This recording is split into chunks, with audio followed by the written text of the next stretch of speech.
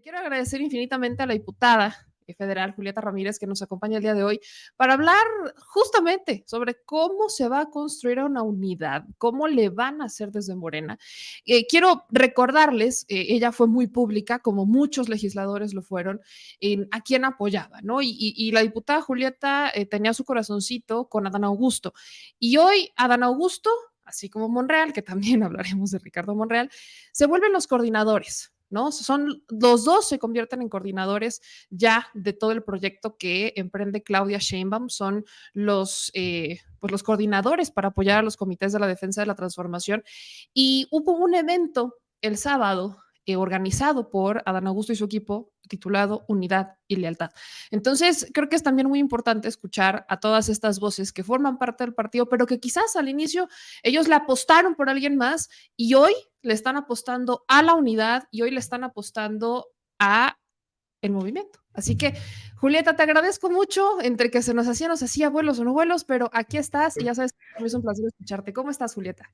Muy contenta, exacto, de que al fin podamos coincidir. Un abrazote y pues también contenta por esta noticia que justo acaba de compartir la doctora Claudia Sheinbaum, donde integra ya al equipo de trabajo oficial, donde el licenciado Dan Augusto se convierte en el coordinador político y el doctor Monreal en el coordinador político territorial de los comités ya sabes cómo son estos nombres de De los comités de la defensa, yo lo voy a resumir, ¿no? De la defensa de la 4T.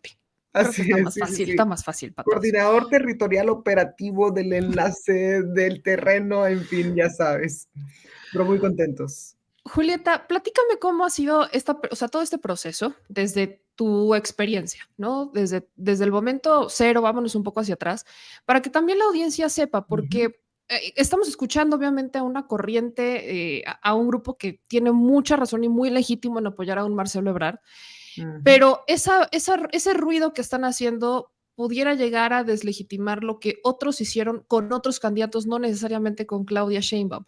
Entonces, desde tu experiencia, desde la manera en la que tú te involucrabas, participabas, ¿cómo viste y cómo evalúas este proceso que creo que nadie puede negar es inédito? Mira, creo que en primer lugar, hubo un antes y un después, definitivamente, desde que el Consejo Nacional de Morena crea esta serie de reglas en donde se incorporan las peticiones de cada uno de los aspirantes que deseaban participar en este proceso. Recordemos, pues claro que hubo su momento jaloneos, peticiones expresas de Gerardo Fernández Noroña cuando quería ser incluido en la encuesta y que incluso se especulaba que por ser el del PT muy probablemente Morena no le iba a permitir la participación y finalmente se incorporó, incluyendo el compañero Manuel Velasco. Y recordemos también que una serie de peticiones que hizo Marcelo Ebrard se concedieron y se consensuó. Recordemos también que había peticiones para que de manera expresa algunos o todos se separaran de sus cargos para empezar estas actividades. Hubo un sinfín de peticiones de cada una de las partes y finalmente se llega a este documento en donde todos deciden aceptarlo y donde todos deciden someterse a estas reglas. Y sabes que este documento también fue muy valioso, no solamente para ellos, creo yo, también para toda la militancia y todos los simpatizantes en general, porque por supuesto que había quienes consideraban que cualquier aspirante debería separarse del cargo, como ahora estamos haciendo una exigencia para que Xóchitl Gálvez se separe de su cargo como senadora, cuando hicimos la exigencia de que Santiago Krill se separara de la mesa directiva de la Cámara de Diputados en su momento, y toda esta serie de cuestiones que también tienen que ver con una congruencia del movimiento. Entonces fue muy valioso porque también recordarás que este acuerdo incluía que, por ejemplo, funcionarios de primer nivel no podrían participar como tal ni ser coordinadores de alguna de las corcholatas en ninguno de los estados. Y esto fue muy saludable porque fue un ejemplo, un paso importante para dejar sentadas las bases en un proceso interno, porque recordemos que no había habido un paso de batuta, todo esto fue una creación totalmente desde cero. Entonces, este documento, que además fue avalado tanto por los 6 aspirantes como por todas y todos los consejeros nacionales del partido. Fue una reunión que se hizo, se conoció y además tuvo 2 cabezas, 2 dirigentes que, prácticamente conducieron el proceso. El dirigente nacional de Morena, Mario Delgado, el presidente del Consejo Nacional, que es Alfonso Durazo, y por supuesto también la secretaria general del partido, Citlali Hernández. Entonces, creo yo que se hizo una estructura interesante para que, en primer lugar, el arranque del proceso tuviera validez, legitimidad y estuviera claro para absolutamente todos. Esto fue muy valioso para toda la militancia, para el movimiento en sí, porque nosotros venimos justamente de la lucha por la igualdad en materia, pues, de competencia electoral y también, pues, en la congruencia del adecuado uso de los puestos, los cargos públicos y el recurso público. Entonces, creo que esto nos en primer lugar, te puedo decir que esto enmarcó de manera muy saludable cómo se iba a realizar el proceso. Luego vienen los recorridos y pues muchas ocasiones estuvimos un poco en el limbo en cuanto qué tanto podíamos hacer y qué tanto no, porque el INE nos estaba vigilando, porque había personal del INE en cada una de las asambleas de los diferentes aspirantes, no sabíamos qué tan fiscalizable era lo fiscalizable, porque sí, no estábamos dentro de un proceso electoral como tal. Entonces había muchas líneas muy delicadas que teníamos que ir cuidando y por supuesto, de cualquier forma, no excedernos en ningún tipo de despilfarro. Y eso también estaba bien delimitado en estas reglas que estamos comentando. Luego también, pues cada uno de los aspirantes hizo uso de todo tipo de estrategias, herramientas, apoyo, construcción de redes de colaboraciones. El licenciado Adán nos invita a una serie de diputados, de amigos, colaboradores de hace muchos años, a que participemos con él. Uno se va integrando en estos equipos y la verdad es que es lo más bonito que al final del día te deja este proceso. Cuando uno vive el proceso sin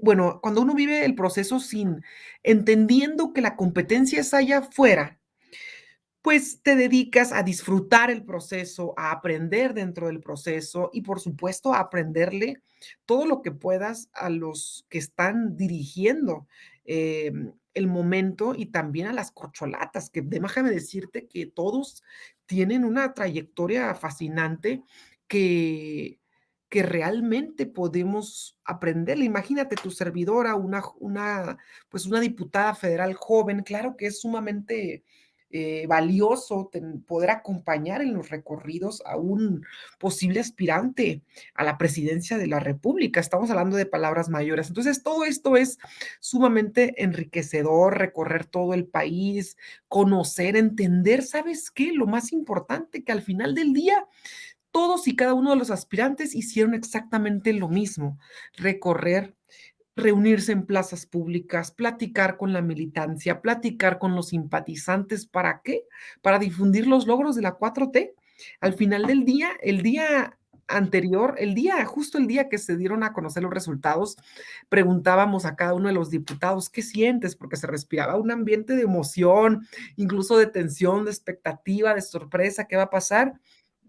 Pero sobre todas las cosas, los diputados decían, y también déjame decirte, muchos diputados que apoyaron a Marcelo Ebrard, que no están dentro de esta ala que quiere romper, porque muchos están con Morena, por supuesto. Ujú. La gente afuera está con Morena, con el proyecto sobre todas las cosas y con el movimiento obradorista. Entonces, cuando les preguntábamos a los diputados, pues todos decían, pues muy contentos al final del día por todo lo aprendido y también por el reto que significa pasar la batuta y no morir en el intento. ¿Para qué? Para que este proceso de revolución de las conciencias no se extinga con la salida del presidente Andrés Manuel López Obrador. El Julieta, movimiento político más importante que ha habido en la historia contemporánea tiene que continuar. ¿Qué es lo más valioso que tú aprendiste, no? Que tú aprendiste de todo esto, porque obviamente, sobre todo cuando son yo recuerdo cuando trabajaba en política y me tocaba ir a Mm, las giras y escuchar a la gente, era lo que te llenaba, porque la gente es la que te aterriza. O sea, igual sí, y tú llegas a veces con una idea de: "No, es que por aquí veo que esto está mal y por aquí está mal", pero hasta que escuchas a la gente, ellos te dicen cuáles son sus prioridades, y ahí es en donde dices: "Ah, no, espérate". O sea, sí yo puedo ver mal esto, pero en el día a día a esta persona, en esta colonia, en este estado, en este municipio, le afecta más esto a lo que yo pudiera estar viendo, lo que yo puedo estar imaginando. Entonces, a ti, en los momentos que participaste en todo este proceso, tanto con Adán y en general, ¿qué es lo que más te deja? ¿Cuál es la lección más grande que aprendiste? mira, sobre todas las cosas, a mí me tocó colaborar desde un espacio de vocería, es decir, de difundir los logros del movimiento y, por supuesto, los atributos y las virtudes del licenciado Adán Augusto. Y esto, pues, implica un reto tanto argumentativo, narrativo, de manejo, dominio de un discurso, redes sociales, medios de comunicación. Y también hay algo muy interesante. Por más que uno quiera hacer campaña en el aire, finalmente, como tú bien dices, tiene que estar aterrizada sobre lo que realmente está pasando en tiempo, momento y lugar. ¿Qué te quiero decir con esto? Que al final del día uno no puede estar haciendo una vocería desde, digamos, la Ciudad de México, siendo que el aspirante o el delegado, que eran delegados políticos en este caso, se encuentra en el estado de Aguascalientes, sin entender lo que estaba pasando en Aguascalientes, porque todo forma parte de un discurso que nos permite posicionar ciertos mensajes. Por ejemplo, por decirte algo, para nosotros fue muy valioso que Adán Augusto empezara sus recorridos en los estados más complicados para Morena, es decir, los estados donde gobierna la oposición. Entonces, y conocer los elementos de cada entidad federativa también es un reto importante, pero era, vaya, lo que una oportunidad incluso que yo había estado esperando hace ya un tiempo, tener la oportunidad de recorrer el país y entender la situación de cada entidad federativa, tanto quiénes son los liderazgos políticos, cuáles son las situaciones más apremiantes en cada una de las entidades, cómo funciona incluso la geografía de la entidad. Hay entidades que tienen cerro, hay entidades que tienen costa, hay entidades que tienen mar, playas, hay entidades que son desierto, hay otras que pueden ser más violentas, hay otras que pueden ser muy pacíficas, en fin, hay una diversidad tan grande en nuestro país y cada rincón es tan significativo, es decir, uno no puede imaginar este país sin el brazo poderoso de Baja California, o sin la península de Yucatán, o sin el estado de Tabasco, o sin la capital en Ciudad de México. Entonces, entender el mosaico del que formamos parte, nuestra nación, pues es apenas recorriendo el país, como bien lo ha hecho el presidente de la República. Y mira qué simbólico y qué significativo que parte importante de la campaña, del proceso para la selección de la ahora coordinadora de la defensa de la Cuarta Transformación haya sido a través de lo más importante para nuestro movimiento, que es recorrer y entender y saludar y establecer un diálogo directo con la gente. Así es como se fue construyendo este movimiento.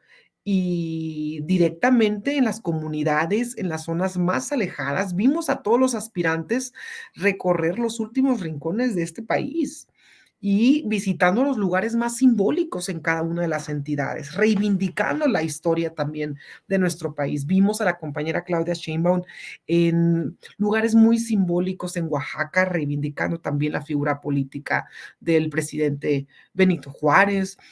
Vimos al licenciado Adán Augusto recorriendo el poblado y el municipio de San Quintín, que es justo a partir de la conversación con un campesino, con un agricultor en San Quintín, quien le dice al presidente: ¿sabe qué, presidente? Lo que usted tiene que hacer bueno, cuando todavía no era presidente, por supuesto, Andrés Manuel López Obrador le dice: "Usted lo que tiene que hacer es separar el poder económico del poder político", y eso es parte también de las banderas más importantes que ha tenido Morena, y fue gracias a que un agricultor en San Quintín se lo dijo al hoy presidente de la república. Entonces, este movimiento no se entiende definitivamente desde un escritorio, en una oficina, en lo más alto de la cúpula del poder, como se ha querido construir la oposición y como se ha mantenido la oposición todos estos años. Entonces, creo definitivamente que entender el movimiento es partir desde la raíz de las necesidades de nuestro pueblo. Julieta, ustedes, o tú en particular, ¿tienes dudas del proceso? O sea, quejas del proceso, cuestionas el mecanismo en las encuestas. O sea, ¿a ti te ha quedado esa, digamos, espinita como le ha quedado a otros? Honestamente, no, meme. ¿Qué te puedo decir? Yo participé específicamente dentro del proceso de las boletas, la apertura de los paquetes. Hubo 3 grandes momentos dentro del proceso de apertura de paquetes y del conteo de los votos, que es donde a todo el mundo pues, digamos, le despierta ahí la suspicacia. Bueno, fue primero la realización de la encuesta, que por supuesto tuvo sus dificultades y sus retos logísticos y nos han platicado los compañeros a lo que se enfrentaron, sobre todo en la propia encuesta de Morena, que era pues un día mandar a los compañeros en Tabasco, imagínate las zonas más lejanas, en Jalisco, en fin.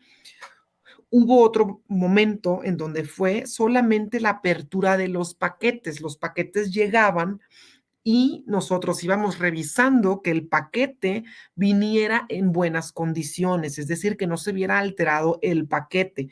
¿Por qué? Porque venía, por ejemplo, una urna, que no crean que era una urnota como nos las imaginamos cuando vamos a votar el día de las elecciones, era una urna pequeña, como de este tamaño, bien resguardada en una bolsa y de seguridad y que estuviera bien cerrado el paquete. Luego, por ejemplo, me ayudan con porque necesito cargar mi computadora. Luego, por ejemplo, estaba también muy importante el proceso después de apertura de los paquetes y la posterior revisión de que la urna estuviera adecuada. Y luego el proceso donde las casas encuestadoras iban haciendo el conteo de los votos. Entonces, te puedo decir que participé directamente en uno de las 3 etapas importantes y había representantes de cada uno de los aspirantes, ahí estábamos. Y honestamente, al menos en esta etapa, lejos de que hubiera mucha fricción con otros aspirantes, al contrario, nos hicimos amigos los que estábamos ahí en la mesa y fue un momento relativamente tranquilo y reinaba la paz. Sin embargo, ahora ha pasado el tiempo, hemos platicado ya con los compañeros, qué perspectivas ven, y te puedo decir, bueno, pueden tener razón, que por supuesto, a mí me tocó revisar los paquetes, hubo paquetes que uno tenía que decidir si se veían dudosos, pues lo poníamos en otra mesa para que en una posterior etapa se revisaran más adecuadamente. Pero en primer lugar, partimos de un proceso inédito, inédito. O sea, realmente la magnitud de lo que se vivió fue sin necesidad alguna, y esto te lo digo con toda honestidad. El presidente pudo haber decidido quién debía de haber continuado con su legado, con la cuarta transformación, y decidió no hacerlo. Decidió poner un punto final a la larga historia del dedazo presidencial y hacer un proceso abierto, con reglas claras, con encuestadoras participantes, donde cada uno de los aspirantes decidió su propia encuesta. Ricardo Monreal le cede su encuestadora a Marcelo Ebrard para que él sea quien decida qué encuestadora proponer. Es decir, fue un proceso complejísimo. De alguna forma fue un proceso que se creó dentro del movimiento, dentro del partido. Es decir, este es un proceso inédito. Es un proceso que no existía y donde no podíamos tomar una referencia de en tal lugar lo hicieron así, entonces nosotros tenemos que replicarlo de cierta manera. Claro que fuimos aprendiendo y seguramente los compañeros dirigentes y organizadores aprendieron sobre la marcha, pero déjame te digo también, el día que yo llego a la sede donde empezamos con la revisión de los paquetes, los compañeros organizadores del partido tenían 30 horas sin dormir, era una locura el tiempo que le habían invertido a esto y las ganas que le habían metido. Y todavía les quedaban otras bastantes horas de aquí a que terminara el conteo de las boletas. Entonces, la, la labor titánica que hizo el partido a mí me parece muy digna de reconocerse, partiendo del esfuerzo de salir a la calle y preguntarle a la gente quién quiere que sea, pues, el aspirante de Morena. Esto es realmente valiosísimo, que alguien llegue a tu casa y te pregunte quién quieres que sea el coordinador de la defensa de la transformación. Es más que nunca una muestra de que en este movimiento quien manda no es la cúpula del partido, no es la cúpula del poder como en anteriores gobiernos, en anteriores regímenes, es el pueblo de México, quien un día a quien le tocan la puerta y decide quién quiere que se participe. Entonces, esto para mí francamente es histórico, es inédito. Y bueno, sin duda habrá quienes estén agraviados, quienes sientan que hubo inconvenientes, quienes vean irregularidades. Lo ha dicho Mario Delgado, lo ha dicho Alfonso Durazo, fue un proceso que si bien no estuvo exento de irregularidades, de algunas observaciones, estas no cambian el resultado y no cambian en absoluto, ni modifican severa y seriamente los resultados o posibles del proceso. Entonces, yo le veo mucho valor a lo que se hizo en Morena y mucho valor de enfrentar la magnitud del reto que se tenía. Una vez más, es otra forma de hacer historia, acabar con el dedazo presidencial, con la imposición de un solo hombre, como lo seguimos viendo actualmente en el PRIAN, y abrirnos esto a la participación popular, abrir esto a el empoderamiento del pueblo. Nosotros hemos dicho, este partido es un partido de masas, es un movimiento social que ahora está buscando institucionalizarse, pero si algo requiere el presidencialismo en México para ir rompiendo con estas barreras tan jerárquicas es darle poder al pueblo. Y es algo por lo que Morena ha luchado todo este tiempo. Julieta, me gustaría cerrar con dos conclusiones, dos temas en particular. El primero, efectivamente las campañas, y creo que nadie puede negar que fueron campañas, diría el INE, procesos políticos atípicos, pero procesos internos inéditos, sí. Procesos en donde vimos, siempre ocurren, pero por primera vez no ocurren al menos en lo oscurito. Ocurrieron enfrente de todos nuestros ojos, enfrente del pueblo, involucrando a la ciudadanía y no solamente bajo una pues bajo la política tradicional, pero también vimos mucho gasto. Yo vi muchos espectaculares y yo veía muchas aportaciones y eso muchos los hemos cuestionado, porque por ejemplo un Noroña que si bien no apuntaba para ganar la encuesta, pero quedó en un muy buen porcentaje, con muy poco presupuesto. Si pudo hacer eso, si el propio presidente Andrés Manuel López Obrador en su carrera se fue posicionando con muy poco presupuesto, ¿qué nos dejaría de lección eso entonces? Porque parece que política, y también tiene mucho que ver con el instituto, y también tiene mucho que ver con la situación política en la que estamos, la derecha y demás, el dinero, ¿qué rol juega o qué rol va a jugar hacia el futuro en las campañas? ¿Se le debe de bajar? ¿No se le debe de bajar? Estamos, por ejemplo, en el tema del presupuesto que les tocará a ustedes como diputados, el tema del recorte a la Corte, el tema de verificar el presupuesto del INE. O sea, si estamos en eh, pues en una narrativa y en una lucha de bajar presupuestos y de erradicar excesos, incluso el plan B o la propia reforma electoral que no fue aprobado, porque se aprobó, pero pues ya sabemos qué pasó con la reforma electoral, el plan B y luego, más bien la constitución y luego el plan B. apuntaba a bajar el presupuesto de los partidos políticos, a empezar a poner estos candados. ¿Cómo entonces se van a modificar? ¿Se deberían de modificar las campañas? ¿Qué se debería de modificar hacia el futuro? No voy a decir ahorita, pero hacia el futuro, y sobre todo de qué depende modificar el gasto que se hace en las campañas políticas. Y por el otro lado, el rol de las mujeres. Tanto Morena como el PRI-PAN-PRD ponen mujeres. Estamos a la espera de Movimiento Ciudadano si ponen mujer o no ponen mujer, pero al menos ya es histórico que sean dos mujeres competitivas las que se están disputando la presidencia de la República. Como mujer y como joven, Julieta, ¿nos deben de dar un cheque en blanco a las mujeres o qué es lo que debe ser el centro de la discusión en este momento cuando las mujeres estamos haciendo historia, cuando hay mujeres en la presidencia de la mesa directiva de la Cámara de Diputados, en la del Senado de la República, cuando hay mujeres en la Suprema Corte, cuando tenemos mujeres que están encabezando, cuando tenemos una secretaria de gobernación? O sea, en un momento en el que vemos que mujeres están en puestos clave de toma de decisiones, ¿cómo vamos a diferenciarlo? Porque a veces esa bandera del género, para algunas, no voy a decir que para todas, es como una bandera de yo soy perfecta y a mí no me toques. Y yo no he hecho nada y tan tan. Y no es cierto, ahí tenemos el caso de Rosario Robles. Entonces, como mujeres, ¿qué es lo que nos debe tocar y cuál es el reto de la sociedad? Vámonos con esas dos. Bueno, en primer lugar, con todo el tema de la contienda y los gastos generados en la contienda, Morena parte de, incluso sabemos que el dinero importa en un proceso electoral. Hay quienes han honrosamente logrado hacer política a costa de no tener a lo mejor la igualdad de oportunidades a comparación de otras, como le ha tocado al presidente de la República en su momento, incluso con el cerco mediático, en fin.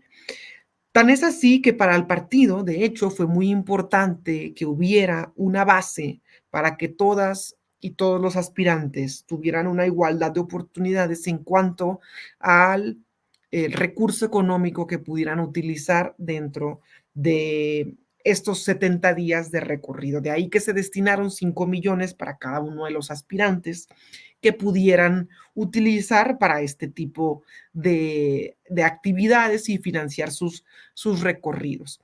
Por ejemplo, el licenciado Adán Augusto renunció a este recurso que daba el partido y decidió hacerlo por sus propios medios. Creo que hay bastante, es bastante legítimo la exigencia y el reclamo de que se disminuyan la erogación de este tipo de recursos, por supuesto.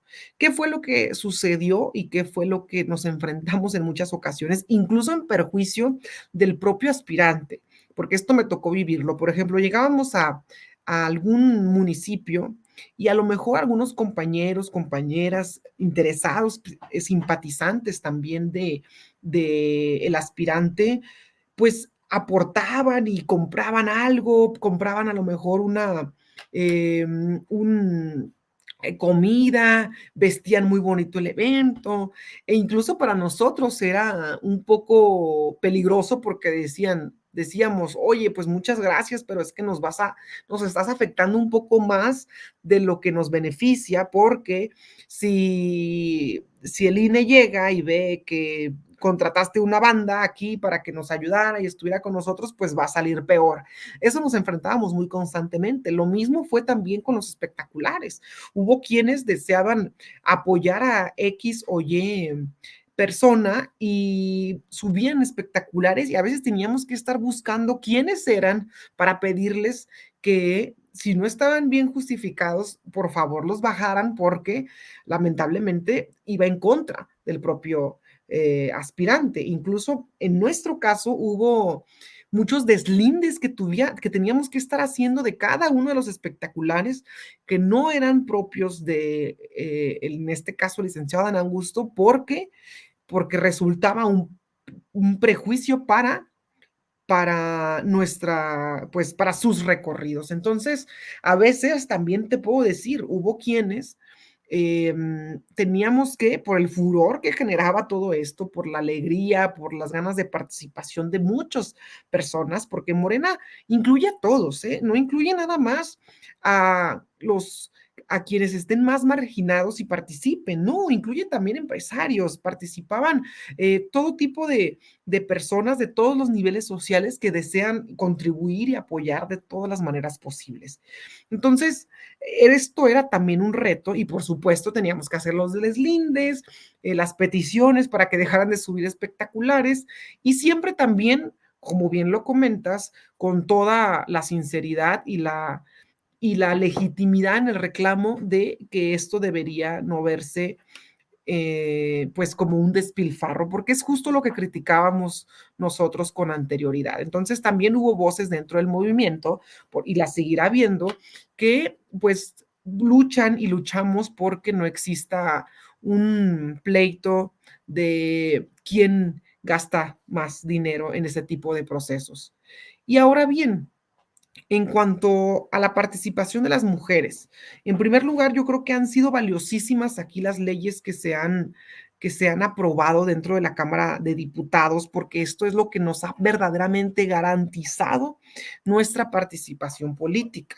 Y por decir un par de ejemplos, por ejemplo, desde que nosotras empezamos a participar, que fue en el año 53, donde se nos otorgó el derecho para que pudiéramos votar, hubo muchos llamados que eran como llamados al Papa para que pudiéramos ser incluidas dentro de las listas de las candidaturas de todos los partidos políticos. Por ejemplo, en el 93, pero mira, desde 1953 hasta el 93 se hace un llamado a los partidos políticos para que nos permitan mayor participación, lo cual fue lo mismo que nada. En el 96 se aprueba una reforma para que los partidos políticos consideraran en sus estatutos mayor participación de las mujeres. Y esa consideración fue igual a nada, y lo mismo. Fue hasta el año 2002 cuando ya se vuelve obligatorio, fíjate. Y fue en este año donde empiezan las famosas cuotas y aquí empezó la cuota del 70-30, que al menos un 30% de las candidaturas estuvieran destinadas a las mujeres. Y aquí empezó la verdadera participación. Y esto es evidente incluso en los niveles de participación y de las mujeres dentro de los espacios públicos, porque antes era eso y nada, era prácticamente lo mismo. Y aquí vemos la importancia de que verdaderamente sean vinculante, obligatorio y que implique una sanción en caso de que no se cumpla y que realmente los tribunales electorales eh, apoyen en hay quienes dicen, nos hemos ganado nuestros espacios a punta de sentencia y tienen toda la razón. Lo mismo ha sucedido con las mujeres. En el 2008 es cuando del 70-30 pasamos al 40-60, es decir, al menos el 40% de las candidaturas que fueran destinadas a las mujeres. Y luego recordarás que se había venido el fenómeno de las Juanitas cuando las suplencias eran para hombres, ponían a una candidata mujer, le daban la suplencia a un hombre y al final hacían a la mujer que renunciara para que el hombre quedara y era... Entonces todo esto tuvo que ser poco a poco reformado para que verdaderamente hubiera una obligatoriedad en que nos permitieran participar en igualdad de condiciones. Fue hasta la reforma del 2014, con la reforma de paridad de género, cuando llega al fin el 50-50. Y es aquí donde realmente vemos un reflejo serio, no nada más de que haya 50% de las candidaturas y espacios públicos para las mujeres, sino que además no sea siempre en los mismos espacios que cada uno de los partidos ya sabe que va a perder.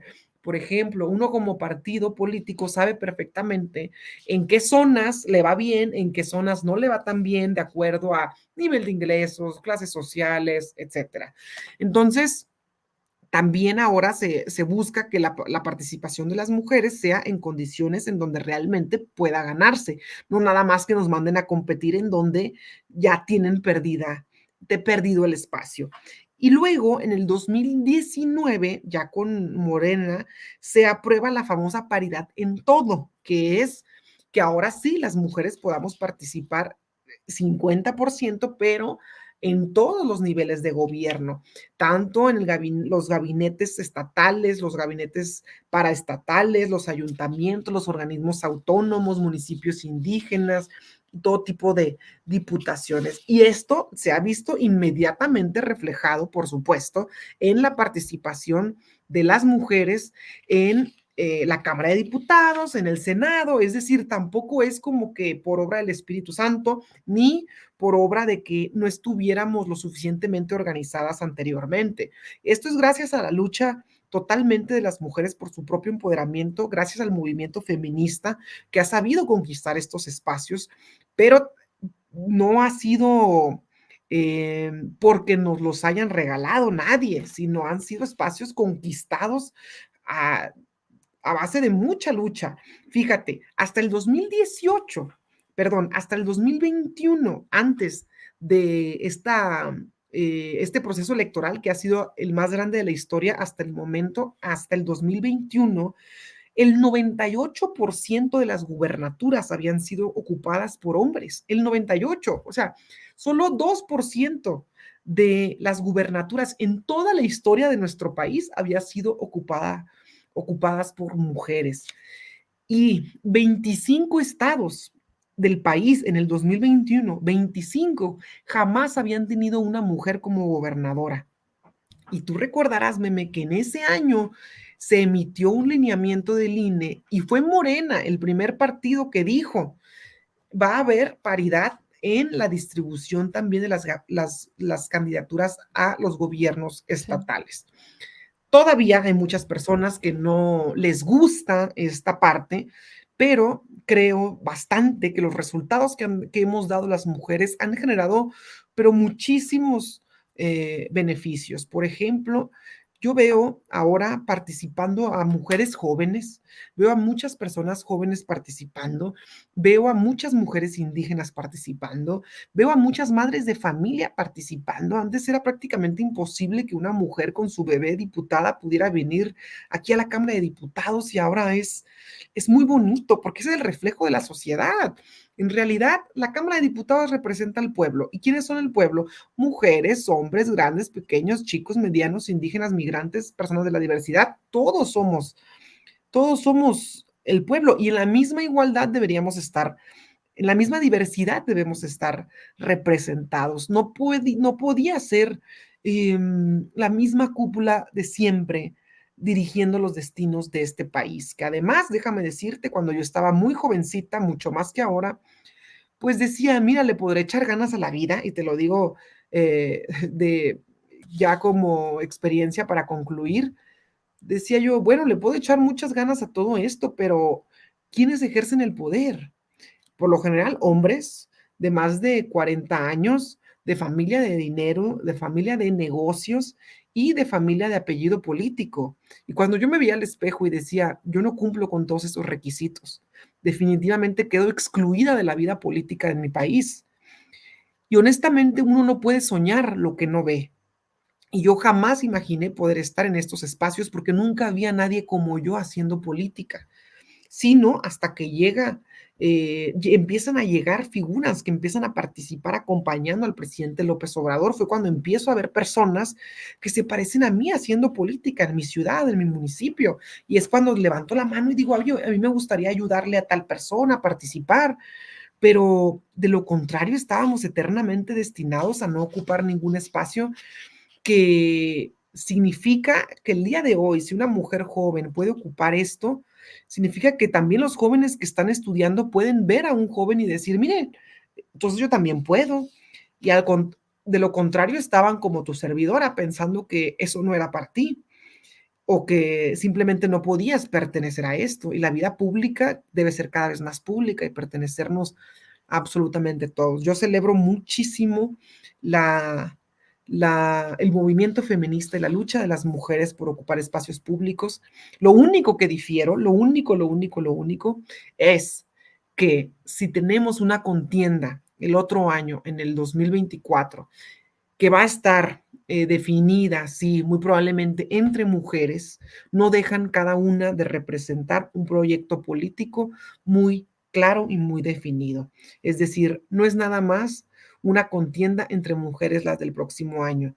Sigue siendo una contienda por dos proyectos políticos de nación totalmente distintos, los que quieren regresar a un viejo régimen de privilegios, un sistema hipócrita, porque hemos visto cómo Xóchitl Gálvez siempre se quejó del PRI y ahora les levanta la mano, y un proyecto de nación que tiene toda una historia de lucha en nuestro país, que ahora tiene a una mujer que lo va a abanderar y le va a dar continuidad, pero que es un proyecto que busca acabar con la corrupción, acabar con los privilegios y darle justicia social a los que han estado históricamente marginados. Creo nomás no perder de vista que siguen siendo dos proyectos políticos, sí encabezados por mujeres, pero muy importante saber qué está en juego apoyando a cada uno de ellos. Julieta, te agradezco infinitamente que te pasaras a platicar un poquito con nuestra audiencia, a platicar con nosotros y pues muchas felicidades por el trabajo que hacen. Y adelante con esto porque apenas empieza. Ayúdame diciéndole a la audiencia en dónde pueden seguirte en redes sociales, por favor. Muchas gracias, Meme. Yo encantada de la invitación. Admiramos mucho tu trabajo y el de todo el equipo. Los invito a que nos sigan en redes sociales. Pueden encontrarme como Julieta Ramírez en Facebook, Instagram, Twitter, TikTok. Estamos ahí a sus órdenes y para servirles. Muchas gracias y muy buenas noches a todas y todos.